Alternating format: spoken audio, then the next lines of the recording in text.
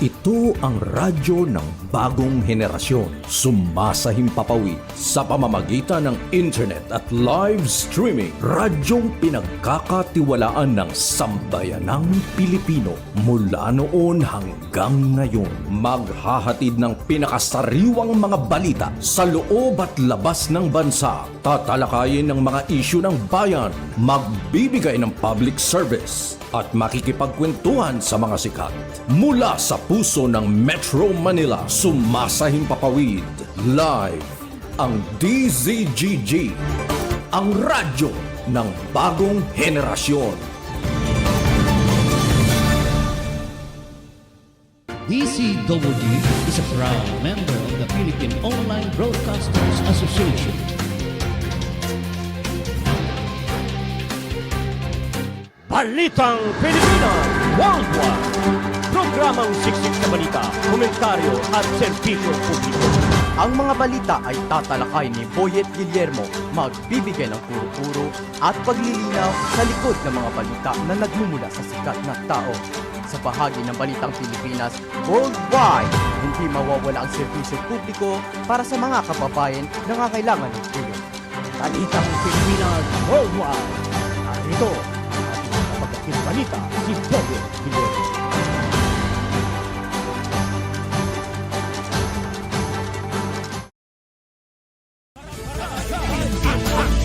Isang programang katululutan sa Taiwan ukol sa mga gawan, pagpapalako at pamamahal sa barangay. Ang programang barangay ay kailangan ng mga proyekto at pagpapatupad ng mga bagong programa sa barangay. Makikilala din dito ang mga opisyal na naglingkod at naghahangad magserbisyo sa barangay. Kaya, halina kayo, mga kabarangay, manood at kilatisin natin ang ating mga opisyal ng barangay.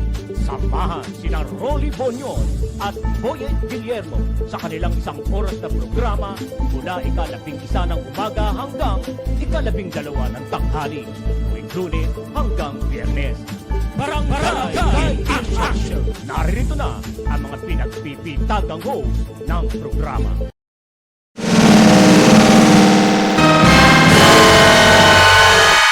Hello! Hi! Magandang umaga po o tanghalian sa inyong lahat, Luzon, Visayas at Mindanao at sa 42,000 barangay sa buong Pilipinas. Magandang tanghali po mga kabarangay!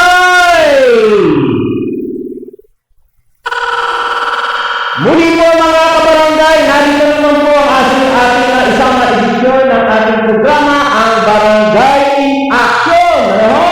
Ang ating programa ito ay pagtalakay ko sa ating mga barangay at barangay opisyal. At ating yung pag-usapan, nagsama-sama po tayo sa lungkunan sa oras ng programa. Talakayin at pag-usapan po natin ang ating makabago barangay. Yan, oo. Bakit nasabi natin makabagong barangay? Sapagkat ang ating mga barangay official ay napalitan. Oo, yung iba ay napalitan. At karamihan sa ating mga barangay ay bago. Bago ang barangay captain at mga barangay official, maging ang mga SK chairman. Ano ho? Iyan. Kaya't asahan po natin sa ating barangay ay makikita natin ang kagandahan, ang pagbabago sa ating barangay. Kung dati magulo, kung dati madumi, kung dati ay maingay, maingay, normal ho yan. Nandito tayo sa Metro Manila. Ngayon, yan, malinis. Malinis na, may kaayusan na. At siyempre, may kagandahan na sapagkat may mga programang magaganda. May programang magaganda na ilulunsad yung ating mga bagong opisyal. Oo, hindi yung mga programa na yun at yun na lang din, ano? yung nakikita, kumbaga sa ano, gaya-gaya, putumaya. Aha, ano ho? Ayan, kaya't samahan niyo po ako, ha? Samahan niyo po ako, mga kababayan o mga kabarangay. Aha, pag-usapan po natin ng inyong barangay, ha?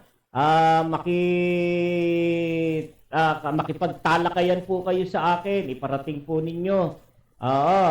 Ang inyong kasiyahan, ang inyong mga puna sa inyong mga barangay official o barangay. Iparating nyo po rito at ating pong pag-usapan. Tayo ay para maging gabay. Maging gabay tayo ng ating mga barangay official na niluklok sa kanilang pwesto. Gabay tayo para sa kanilang mga gagawin, sa kanilang trabaho, tayo yung maging gabay nila, mabigyan natin sila ng mga idea, magagandang idea sa ikabubuti at ikauunlad ng ating barangay. Ano ho? Ayan. Subalit, may nakakalungkot. Ano ho? Nakakalungkot ang mga pangyayari. Oo, sapagkat tapos na ang eleksyon, umiiral pa rin po yung sama ng loob. May umiiral pa rin pong sama ng loob sa ating mga kababayan, sa ating mga kandidato na mga natalo, na hindi matanggap ang pagkatalo. Yan yung mga nakakalungkot. Dapat po sana tayo ay marunong tumanggap ng katotohanan. Ayaw na sa atin ng ating mga kabarangay at nais nila ang pagbabago. Sana ay andoon po yung respeto natin. Yung respeto po natin na sa kanilang pagpili. Igalang po natin yung kanilang karapatan.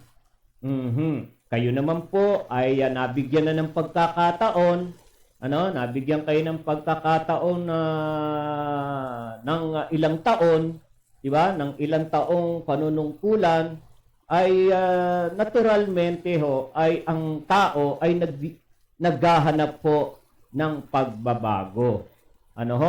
Sana tayo po mga hindi pinalad sa nakaraang barangay at SK eleksyon ay makipagtulungan. Sapagkat yaan ay isa kabubuti po ng ating mga kabarangay at sa kabuuan ho ng inyong barangay. Makipagtulungan tayo at makipagkaisa sa mga baguhan. Iwagsi po ang sama ng loob. Isang araw lang po ang eleksyon, ay dapat po ay tayo po ay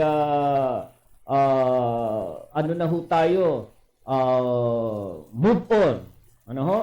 Mag-move on na ho tayo at simulan po natin ang mga trabaho. Mga trabaho natin sa barangay. Simulan na ho natin ang ikabubuti at ikagaganda sa ating barangay.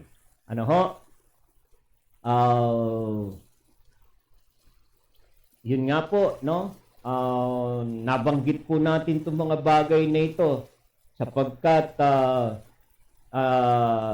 ilang araw na hong lumilipas ang eleksyon ay meron pa rin ho tayong mga nababalitaan. Nababalitaan na pamamaslang sa mga barangay official. Ito nga ho, kahapon lamang po, ay may napaulat. May napaulat po na isang barangay kagawad. Isang barangay kagawad po binaril. Siya po ay dating treasurer. Treasurer ng barangay 37. Opo. Oho. Imagine ho, tapos tumakbo ho siyang kagawad. Nakapasok po siya pampito. Pero kasamaang palad po. Sa kasamaang palad ay nung nandun siya sa kanilang barangay hall, habang may ginagawa at nagtatrabaho, ay binaril ho sa likuran. Mismo doon sa barangay hall. Ayan ho ay naganap ho kahapon.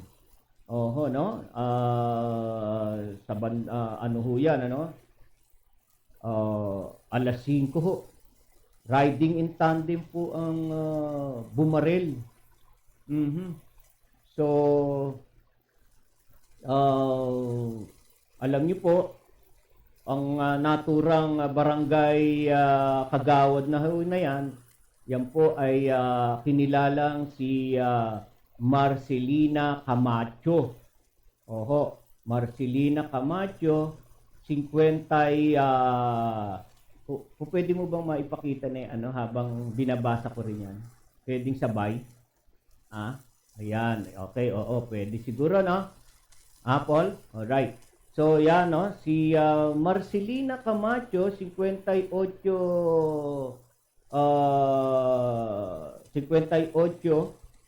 ang edad.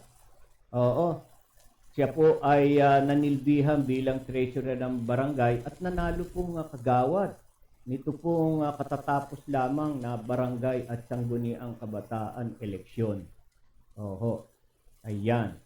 Sa pinapakita po nating CCTV, ang ginawang pamamaril ng riding in tandem habang may kausap yung biktima sa tapat po ng glass door ng barangay hall. Ayan.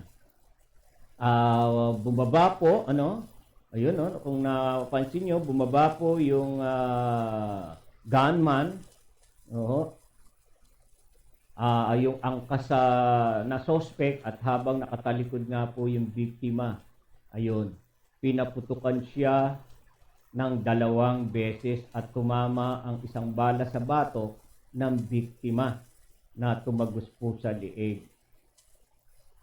Bagamat tinakbo nga po ang biktima sa malapit na ospital para isalba po ang buhay, subalit idineklara din po na pasado alas 8 ng gabi ay patay na po ang biktima. Mabilis naman po ang pagresponde ng ating mga kapulisan. Yan, at naaresto po ang isa sa mga suspect matapos po na bumangga ang motorsiklo nito na nakaparada sa sasakyan na nakilala pong si Vladimir Katubay, 27 anyos. Yan po yung nagmamaneho ng motorsiklo. Subalit yung kanya pong kasamang gunman, nakatakas. Subalit siya po ay identify na at kasalukuyan na rin pong tinutugis ng ating mga otoridad. So sa asahan po natin sa mga susunod na araw, ay maaaresto na rin po ang gunman. Tinitingnan po ng ating mga kapulisan ang posibleng dahilan yung pagtakbo ng biktima sa barangay at escort eleksyon kung saan bago pamandaw po ang halalan, nakakatanggap na po ng pagbabanta ang biktima sa kanyang buhay. Bukod dito, sinisilip din ng mga otoridad ang pautang at negosyo ng biktima na maaari rin sanhirin ng pamamaril. Oho, so nagsasagawa po ngayon ng follow-up operation ng mga pulis para nga po isakadarakip ng nakatakas na gunman. Yan po yung ating sinasabi. Ano ho?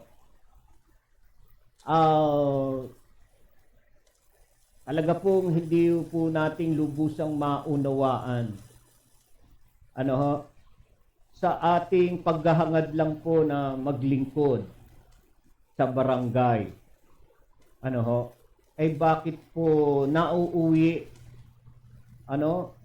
Ito, kung babaga sa ating pong mga problema sa barangay, ano? Nasasabi ho natin, usaping pang barangay lang.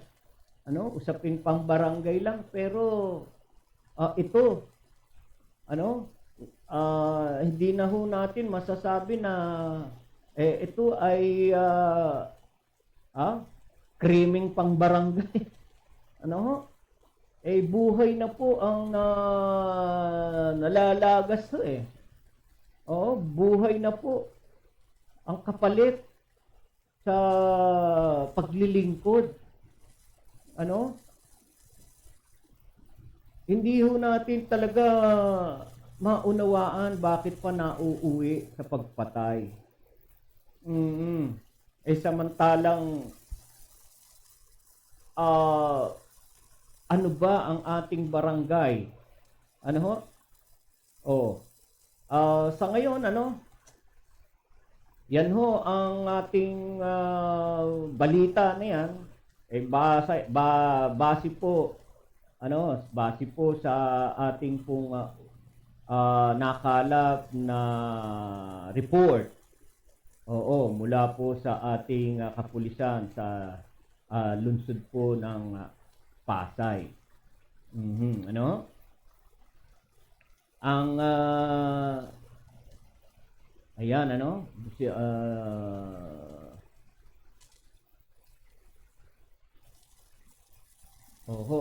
Ang barangay 37 po pala, no? Ayan ay located po sa San Juan Street. San Juan Street sa parte po ng Harrison ho yan. Hindi tayo nagkakamali. At ito pong biktima na ito, nakapasok po siya sa Pampito. Pampito sa barangay election sa barangay Kagawad. Ano ho? Yan.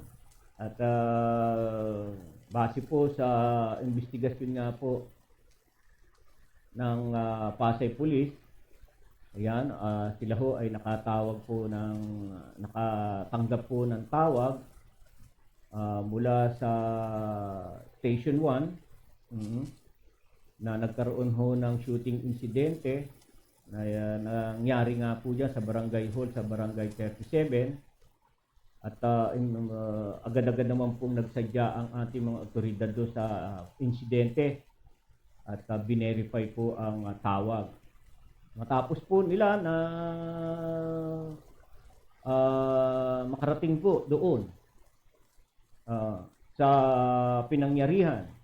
Ang biktima, pakitaas mga Paul, ang biktima ay dinala nga po sa ospital ng ilang barangay tanod. Hindi ko na nakita ayan. Base nga po sa nakita ho nating CCTV footage mula po sa barangay, makikita po ang suspect ay sakay nga po ng motorsiklo at bumaba po sa harapan po ng barangay at yung back rider yun nga po ang bumaril sa biktima sa kanya pong likuran sa batok. Sila ho ay matapos ng krimen, ayun, tumakas at na-arrest. Sa bagay ho ay na-arresto ho at ang isa ho ay nakatakbo naman po. Ayan. So,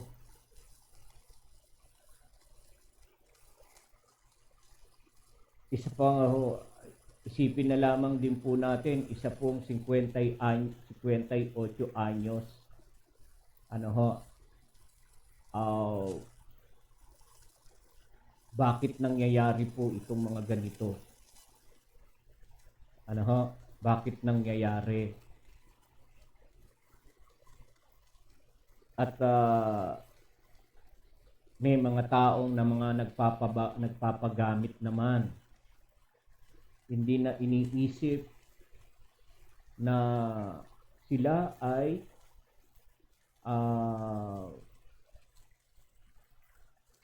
kikitil ng buhay. Ano?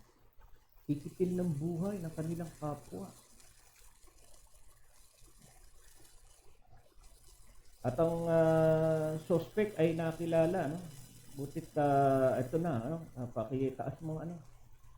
Yan, si Vladimir Katubay, Idel Valle, na taga, ano ho yan, kasi may dugtong yan. Oh, taga Barangay 187 sa Santo Niño, Pasay City. Isang who served as a driver. Ayan. So, sa ating po mga kababayan, sa ating mga kabarangay, kung kilala po ninyo ang suspect na yan, nabigyan po natin ng katarungan ang kagawad po na binaril. Isa pong babae. At may edad na ho, magsi-senior citizen na. Ano ho, bakit pa kailangan gamitan ng baril? Bakit kailangan itilin ang buhay? Bakit ganon?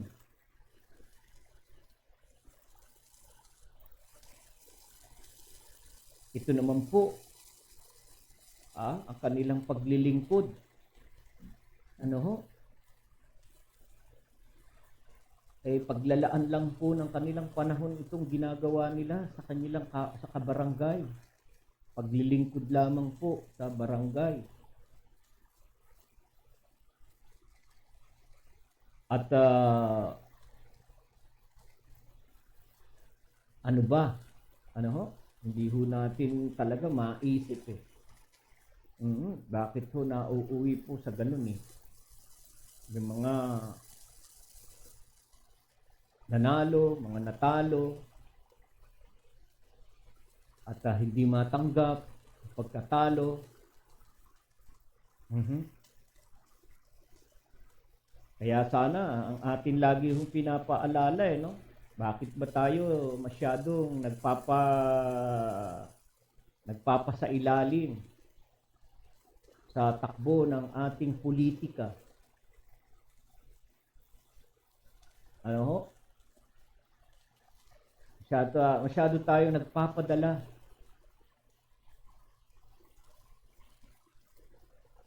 Isipin po natin, winawasak po ng politika yung relasyon ng magkakaibigan, ng mga magkakamag-anak, magkapatid.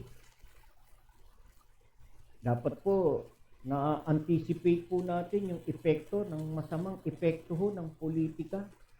Hindi ho tayo nagpapagamit o nagpapasakop dyan. Ano ho? Wag ho natin yung ating isipan ho, wag ho nating pabayaan na malason ng politika para saktan, paslangin ang ating kaibigan, ang ating mahal sa buhay, ang ating pamilya, ating pinsan, ating kapatid. Ako, isipin po natin yan,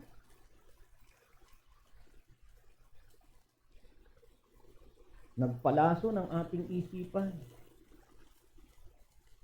sa politika.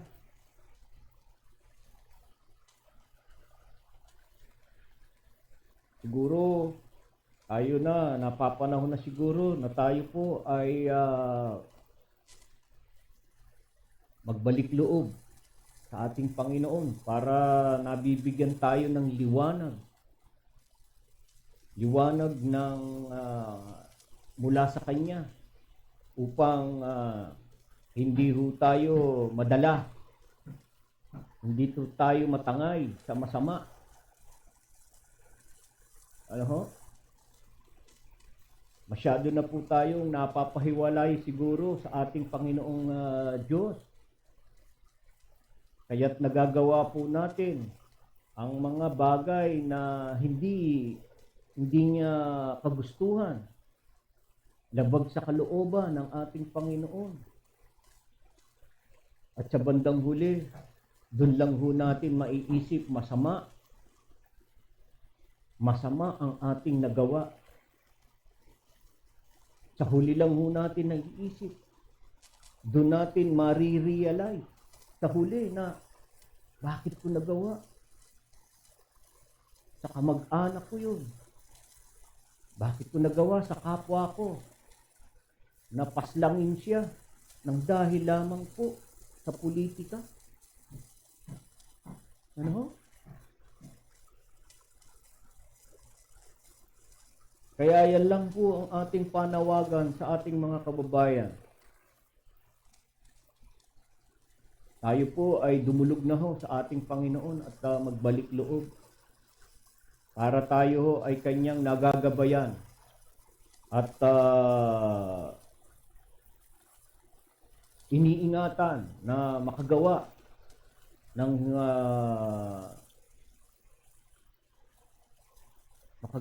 masama sa ating kapwa, na kung saan yun ay ayaw niyang mangyari sa kanyang mga nilalang. Ano ho? Kaya talaga naman ho, nakakalungkot ang mga pangyayaring yan. Tapos na ho. Tapos na ang halala. Tapos na. Tanggapin na ho ang hatol ng ating mga kabarangay. Huwag ho tayo, burahin na po natin sa isipan ang sama ng loob. Pawiin po natin yan. Kung hindi po natin palalagpasin yan sa ating katawan, ay tayo po ay bubuyuin yan na makagawa ng hindi kalugod-lugod sa ating Panginoong Diyos. Yan po ay napapawi ho, natatanggal ho sa ating puso. Ano ho? Sa tulong pa rin ho ng ating Panginoong Diyos. Ating pong ipagdasal yan na yung sakit ng loob na nasa dibdib mo, hindi mo matanggap na ikaw ay natalo, mapapawi po yan sapagkat ang ating Panginoong Diyos ay makapangyarihan. Lahat ay magagawa niya para sa ikabubuti po ng tao. Basta tayo po ay lumapit sa Kanya, anumang bagay ang kailangan natin, kayang-kaya po niyang ibigay. Anuman po ang kailangan natin, ay kayang-kaya niya pong ibigay. Ano ho? Yun nga ho, siguro tayo po ay hindi na ho nakakalapit sa Kanya. Nahihiya ho tayo. Ano ho? Nahihiya. Huwag po tayong mahiya. Sapagkat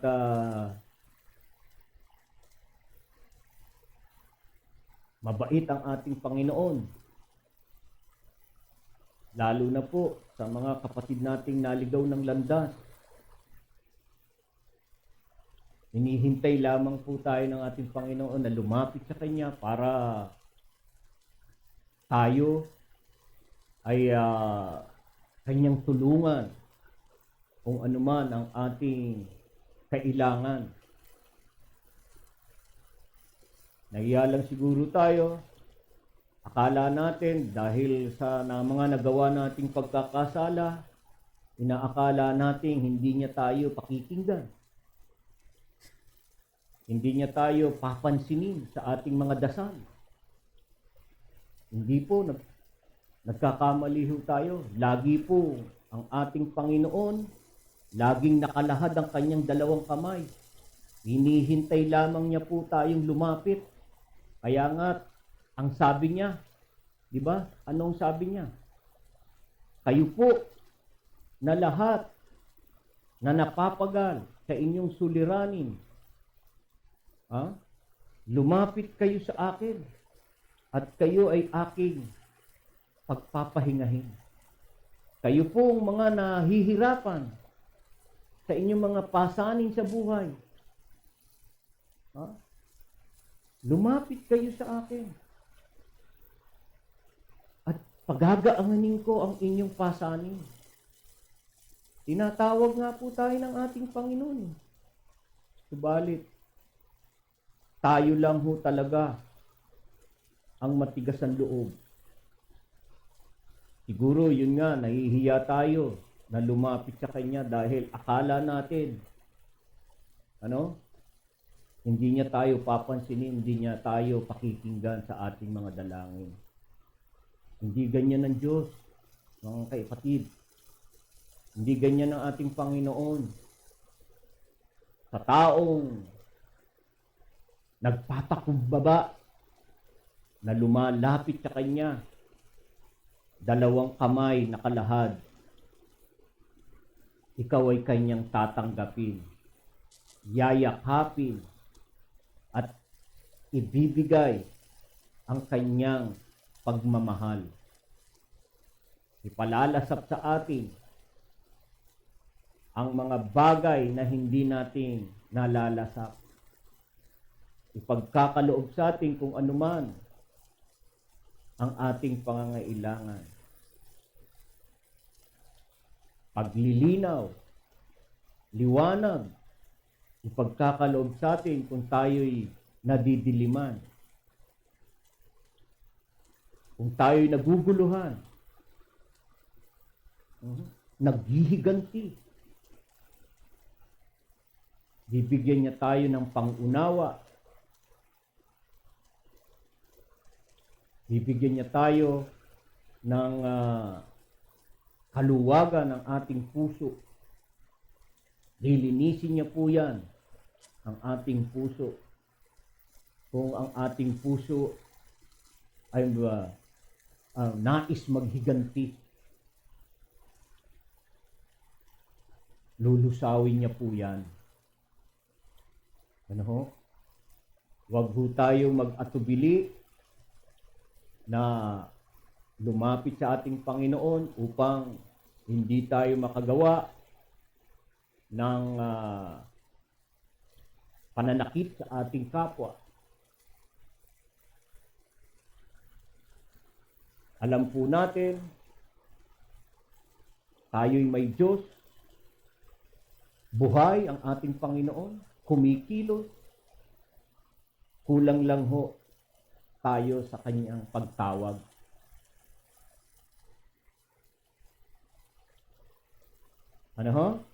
Kaya mga kapatid, mga kabarangay, ating mga kababayan, sa iyong nagawa, sa iyong kapwa, yaan ay may kapatawaran. Aminin mo lang sa harap ng ating Panginoon, nagkamali ka. Nagpadala ka. Yaan ay Kanyang patatawarin. Ang ating Panginoong Diyos ay Diyos na mapagpatawad. siya ay ilang ulit ka mang nagkasala, patatawarin ka. Nasa sayo na lamang yan. Kung ikaw ay magpapatuloy sa kabila ng ikaw ay napapatawad, ay patuloy ka pa rin gumagawa ng labag sa kanyang kalooban. Ano? Alright? So, mamaya, dako po tayo sa iba po nating pag-uusapan. Nais ko lamang pong batiin ang ating pong mga viewers. Yan, ngayong araw na ito, si paring Crispin Lambayan. Ayan, magandang araw daw sa DCWG. At syempre, binabati niya ang mga viewers. Yun, at si former Barangay Captain Eduardo Vargas. Suking-suki natin yan. Yan. Habang nanananghalian na si Kapitan, nanonood po ng ating programang Barangay in Action. Ito ay akmang-akma kasi. Akmang-akma. At nananariwa siguro habang nanonood sa ating programa si dating Barangay Captain Eduardo Vargas. Nananariwa ang kanyang mga alaala bilang dating barangay captain. Oy, may pagmamalaki po natin yan. Si barangay captain, former barangay captain Eduardo Vargas, napakasipag na kapitan nung sa kanyang panunungkulan. Mismo, yung aming lugar binabaha hanggang leeg, hanggang dibdib. Si Barangay Captain Eduardo Vargas, mga panahon na yon, siya mismo ang naghahatid, nagsasakay ng aming mga kabarangay sa bangka para maihatid sa Aguinaldo Highway. Diba? Naalala niyo yan, mga kabarangay namin dyan sa Barangay Panapaansik, lalo-lalo na sa Santa Lucia. Yung aming subdivision dyan, lubog sa baha. Kapag malakas ang ulan, andyan ang responde ni Kapitan Vargas. Yung bangka, buhay pa ba yung bangka natin dyan, Kapitan? Siguro sa susunod, yung mga barangay official na manunungkulan ngayon dyan, sana may motor na yan. Meron ng motor yung ating bangka, Kapitan Vargas, para medyo mabilis ang takbo at hindi tumaob. Yan. Kung naaalala niyo yan dyan sa Santa Lucia Village. At nasasakupan din ang Andrea Village. Sa ngayon, yung atin na lang lugar ang talagang ang lalim ng tubig, pag palabas na, hanggang na lamang, papalabas, hanggang bukong-bukong na lang. Hindi katulad doon sa gate natin, talagang malalim pa rin ang tubig. Malalim. Sana masolusyonan yan. Masolusyonan niya na yan ng ating pamahalaan. Kahit yung Aguinaldo Highway, binabaha na. Dahil yung mga daluyan ng tubig dyan, nagliitan. Nagliitan ng mga daluyan, yung mga ilog-ilog, creek ho dyan. Nasakop na ng mga bahay siguro. Kaya't hindi na kayanin ang tubig na dumadaloy. Umaapaw, kaya't pag-apaw ng tubig sa mga creek, ayun, doon dadaloy ang tubig sa mga subdivision dahil hindi kaya. Hindi na kaya. Umaapaw na po ang mga creek. Dahil sa liit. Yan. Ang apo ko. Ano ba yan? Ayan. O, teka, nawala yata tayo sa, yung ating, huminto. Yung monitor natin sa TV. Alright. Okay, Ayan, sabi ni former Barangay Captain Eduardo Vargas, thanks, Kuya Boye. Ha? Bakit naglag yung ating na? Sige, okay lang. Basta nakikita ko mukha ko. Paano mga KM? Ayan. Okay, so, pa nga pala, kailangan dahil gusto ko, the next, na tayo? Next na tayo sa ating tatalakayin, yun na nga. Nahinto na ako dito sa aking monitor. Ayan. Yung ating, siguro, yung ating internet, Talaga naman, tatlo-tatlo na internet dito, sa aming studio. Bakit ba nagkakaganito pa,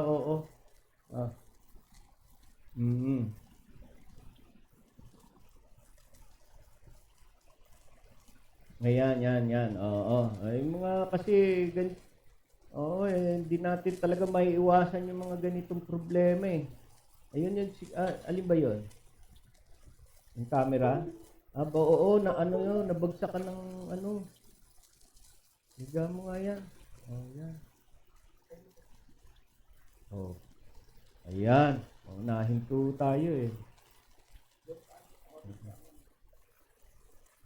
Ayan, pasensya na muna ho, at talagang pag ganitong, hindi ho natin na maasahan na talagang hindi magkaroon ng problema sa ating pagla-live, Siyempre, tayo po ay umaasa lamang sa internet, sa wifi.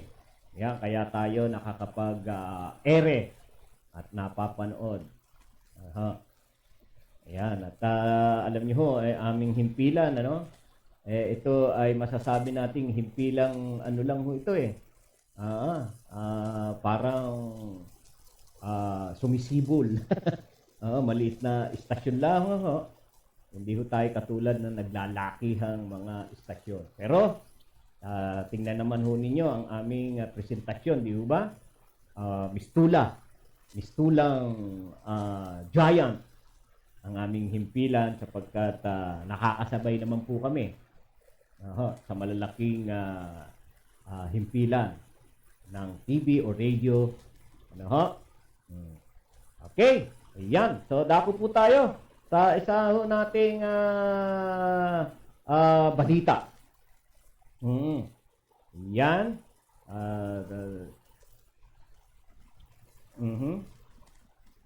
Okay na, siguro. Oo. At yan, dako tayo sa ating pong isang balita. Ayan. Ito pong yung ayan. Teka, pakita mo sa akin. Ayan, ang pamahalaang lungsod po ng Taguig, ayan, sinimulan na po ang pamamahagi ng mga uniforme para sa mga estudyante sa iba't ibang paaralan dyan sa lungsod ng Taguig. Pinangunahan nga po ni Mayor Lani Cayetano ang pamamahagi po ng school uniform yan sa Bagong Bayan National High School.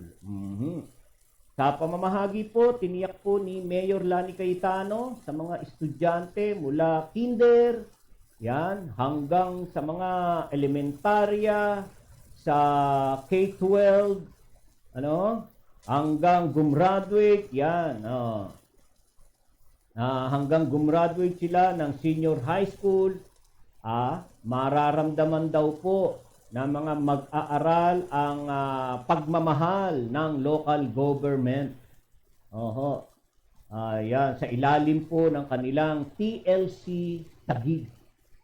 Ang pamamahagi po ng mga libreng uniforme sa paaralan ay nagdulot ng napakalaking kagalakan sa mga mag-aaral na mabilis na nagpahayag ng kanilang pasasalamat at sinasabing malaking tulong ang mga uniforme sa kanilang pang-araw-araw na pangangailangan.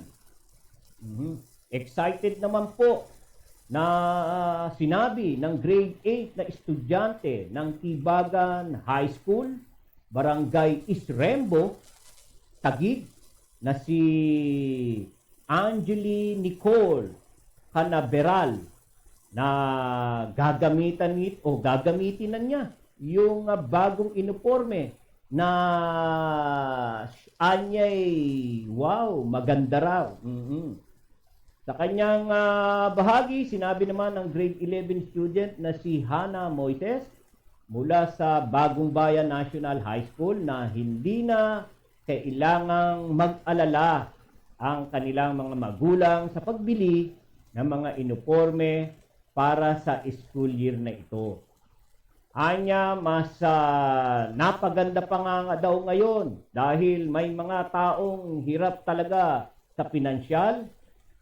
Sa Taguig, libre lahat ng gamit, pati uniforme at sapatos.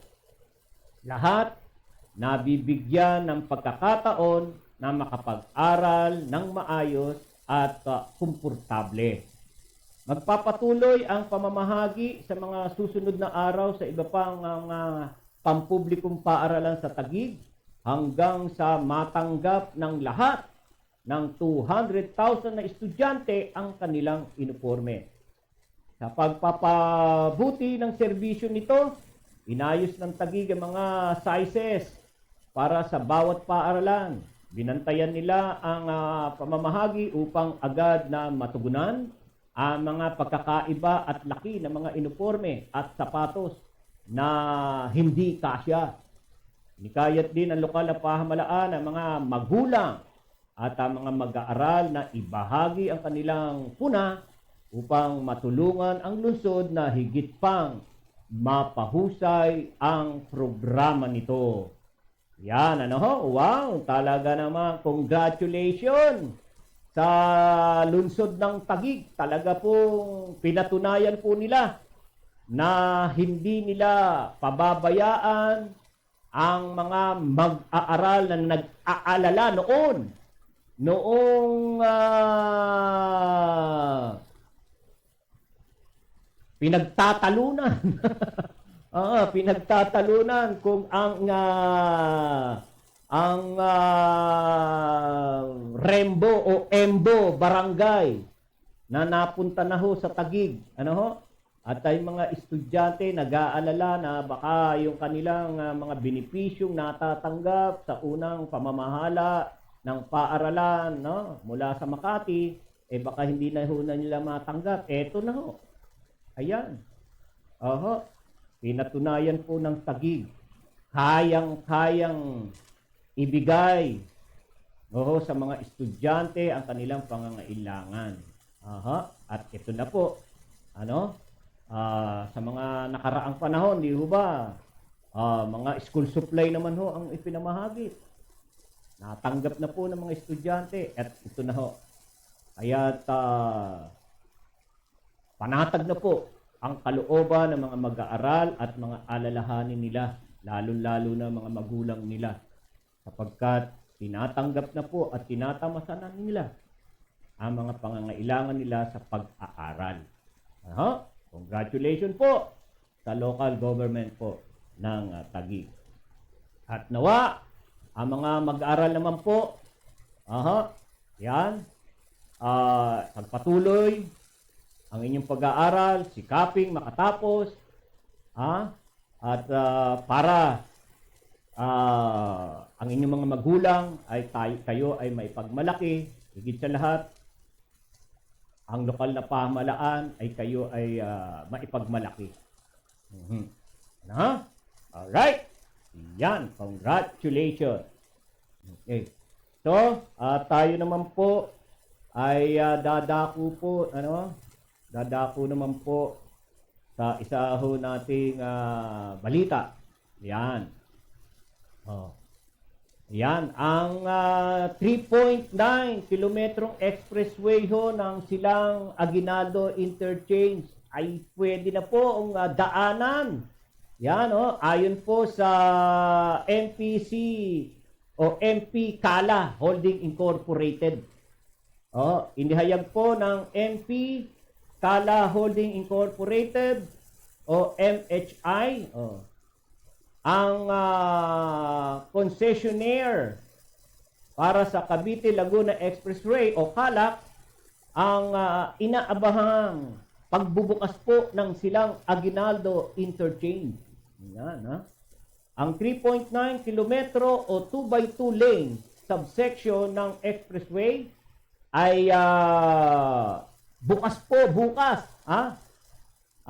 Pwede na hong daanan bukas nang walang bayad.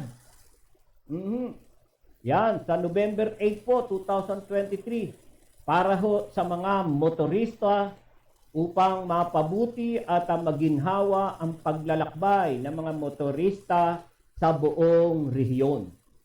Ang mga motorista ay sisingilin lamang hanggang sa Silang East Interchange na toll fee na magmamarka ng isang customer-centric na diskarte sa paglalakbay sa KALAC. Masaya naman pong ipinahayag ni Ginoong Raul Ignacio, Presidente at General Manager ng MHI sa pagpapalawak ng KALAC na ito. Hindi lamang magpapagaan sa buhay para sa mga motorista, kundi magpapalakas din po ng lokal na ekonomiya. Anya sa pamamagitan po ng pagbibigay ng mas mabilis at mas maginhawang ruta patungo sa mga sikat na destinasyon sa Cavite, lumikha sila ng mga pagkakataon para sa mga negosyo na umunlad at para sa mga pamilya na sulitin ang kanilang oras na magkasama. Ang Silang Aguinaldo Interchange ay malaking tulong sa pag-decongesting sa pinakaabalang highway sa Cavite na mapapabilis ang ruta patungo sa mga umuusbong na destinasyon ng turismo ng bayan ng Silang at Tagaytay City. Inaasahan, magsisilbi ito sa karagdagang 5,000 pang-araw-araw na motorista na magbibigay sa kanila ng maginhawang paglalakbay. Ang bagong daan na ito ay nag-uugnay sa KALAC sa Aguinaldo Highway sa Silang na higit na nagpapahusay sa accessibility nito at nagpapalawak ng mga benepisyo ng maginhawang paglalakbay sa lokal na komunidad at higit pa. Palalawakin pa ang KALAC sa kabuuang 45 kilometro sa 2024 at magtatampok ng 8 interchange, Technopark, Laguna Boulevard, Santa Rosa, Tagaytay Road, Silang East, Silang Aguinaldo, Governors Drive, Open Canal at Kawit Interchange. Makaka-konekta ang KALAC sa Manila-Cavite Expressway o Cavite sa Kawit na pinagsama-sama ang mga pangunahing rehiyon ng walang putol. Sa kasalukuyan, ang mga operational segment nito ay mula sa Mamplasan, Rotonda hanggang sa Silang East Interchange. Ang MPATC ay ang nangungunang infrastruktura at solusyon sa mobility provider sa Pilipinas. Ito ang Toll Road Development Arm ng Metro Pacific Investment Corporation o MPIG.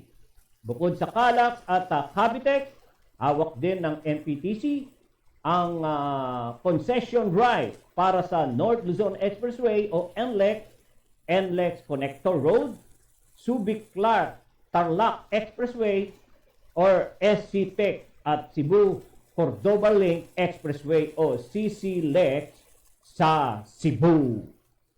Yan. Maaari pong daanan na ang Silang. Yan.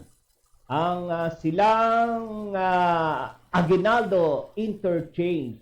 Libre po libre. Hanggang sa i-anunsyo na yung daanan na yan ay may bayad. Alright? Yan. Okay. So, mga motorista, experience po natin na daanan na yan at para ho magaang ang ating paglalakbay patungo dyan sa Tagaytay. Gamitin na po natin yan samantalahin na natin libre at sa mga susunod na araw ay may bayad na yan. Pero tayo po'y makakapaglakbay ng maginhawa. Oh, napakasarap na hong daanan yung ating mga yung mga ginawa hong mga expressway At talaga na hong hindi ka na mahirapan sa pagbabiyahe.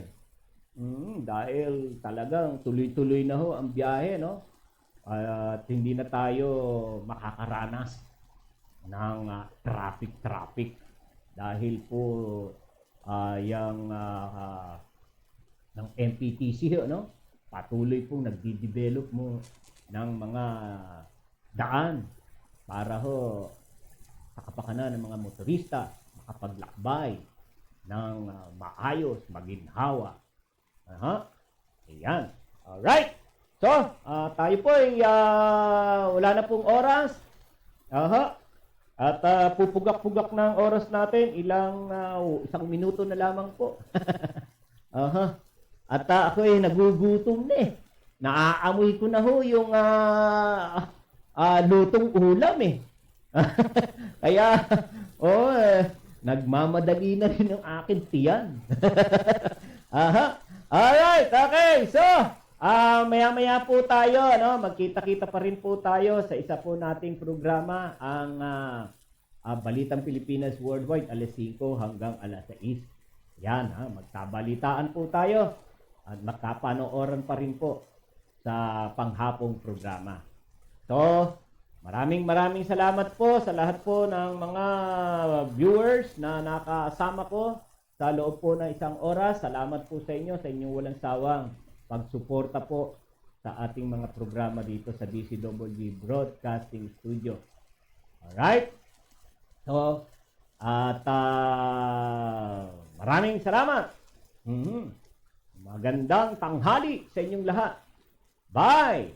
Ang DCWG, yan, bagong lahat. At tayo po'y nag-iiwan po ng kataga sa ating po mga kababayan. Nawa, tayo po ay patuloy na pagpalain, ingatan ng ating Panginoong Diyos saan man tayo naroon, anuman ang ating ginagawa. Ang DCWG, inyo ito, dito, kayo ang bida.